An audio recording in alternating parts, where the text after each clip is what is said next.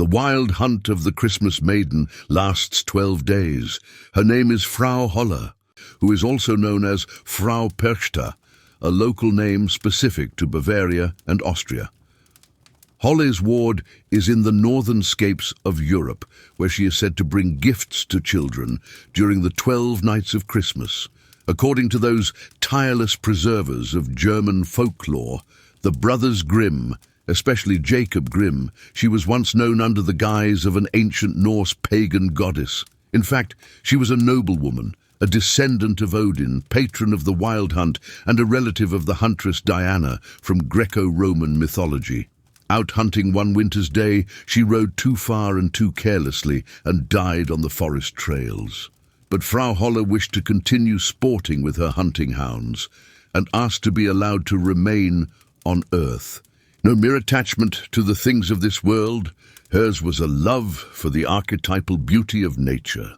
Here, again, there is a double reading available to us. One, pessimistic and untenable. The other, edifying and proper. For some claim that she refused to enter paradise, and have understood Frau Holle's fate as a punishment, a labor foisted on her soul on account of its not wanting to move on from the earth after her death. But the very fact that entry into paradise was offered to her attests to the lady's righteousness. After asking not to be parted from the forests and wildlife she loved, she was granted a special patronage over them. Therefore does she return to the earth, but only during the 12 days of Christmas, when her annual hunt marks the end and beginning of each year. And while she hunts, she also bestows gifts, products of her supernatural raids. The rest of the time, she dwells in a portion of the terrestrial paradise, and can be met with somewhere near to the fairy world, but not in one of those provinces where mischievous and malevolent sprites are found.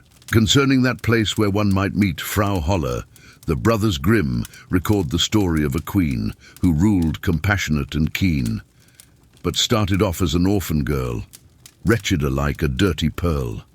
Her mother left, her father bereft. He married a woman, cunning, cruel. She thought the man a useful fool, and bore a child, the girl's sister. Then father died as well soon after. The sister was lavishly spoiled. The older one was worked and toiled, until one day, upon the spindle, she pricked herself and opened the window to drip her blood, and so not to stain anything indoors with its red hue. But then the spindle did fall out and bumped along a strange route. Our orphan girl did go to follow down a rabbit hole, a pass quite narrow, and soon arrived in fairy country, for that rabbit hole was a portal into the magical realm. There she encountered a talking oven in the middle of a forest. "My trays are lined," it said, "with ready-to-be-eaten bread. But if it stays, it will burn instead. A human girl, why not help me, collect up my wheaty bounty?" And there was also a talking tree. "My apples ripe, collect from me," it called. She did as the enchanted oven and tree asked before coming to her house. One of the manners of Frau Holle, who presently appeared at her door and thanked the girl for collecting her bread and apples, before asking the young woman to help clean up the house before supper. Again she obliged. And for a time she lived there, until a sadness came upon her, and she confessed that she wanted to go back home, for despite the abuse, she wanted to resume her life. Frau Holle smiled at this, and told the girl that it was proper for her to return to the ordinary human realm, and she showed her the way back by the same rabbit hole she had first come through. But as the young woman readied her exit, it began snowing heartily, and with the snow there fell around her an abundance of riches, gold and many precious gems, which Frau Holle told the girl to carry off as best she could.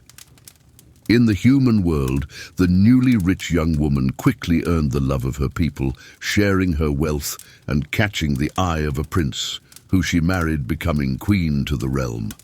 The stepmother, however, jealous of all this, sent her natural daughter, who she had hitherto greatly spoiled, down the same route, but being quite haughty and refusing to assist the talking oven tree, or Frau Holle, that one did not receive favour like the first, and was sent away empty-handed. Such is the story of Frau Holle. In the future we will explore the tales of her two sisters, the ogress Grilla, mother of the 13 Yule lads of Iceland, and the Scandinavian Lucy, patroness of the longest night of the year.